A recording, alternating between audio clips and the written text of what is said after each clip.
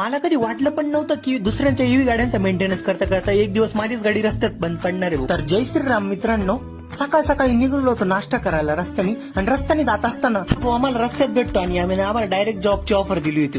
तर माझं हेच म्हणणं राहील का अशा गोष्टीवर तुम्ही कधी विश्वास नका ठेवू, कारण ही एक तुम्हाला येड्यात काढण्याची टेक्निक असते. पुढे आलो होतो, नंतर नाश्ता बिष्टा केला आणि इथं हॉटेलवाला काकांनी डायरेक्ट आपल्याला चहा वाटायला लावून दिलं होतं. तर आपण चाललो होतो ईव्हीचा मेंटेनन्स करण्यासाठी. खूपच अर्जंट कॉल होता तो. दुसऱ्यांच्या गाड्यांचा मेंटेनन्स करता करता आमच्यावर काय बितणार होती ते तुम्हाला पुढे सांग. नंतर गाडीच्या खूप साऱ्या टेस्टिंग केलं, नंतर गाडीचा शेवट फॉल्ट निघाला, पण बिघडलेला पार्ट कस्टमर स्वतः घेऊन येणार होता, त्याच्यामुळे आज काही गाडी रिपेअर होणं शक्य नव्हतं. म्हणून आपण निघालो होतो रूमला, पण रूमला जात असताना असं काही घडलं मला वाटलं पण नव्हतं कधी. तिथं रस्त्यात येऊन थांबतो, तिथं डायरेक्ट आमची गाडी बंद पडून गेली होती. पण लोक दुसऱ्यांच्या गाड्यांचं मेंटेनन्स करतात, ते स्वतःच्या गाडीचं मेंटेनन्स करायला कधी विसरून गेले ते कळालंच नाही.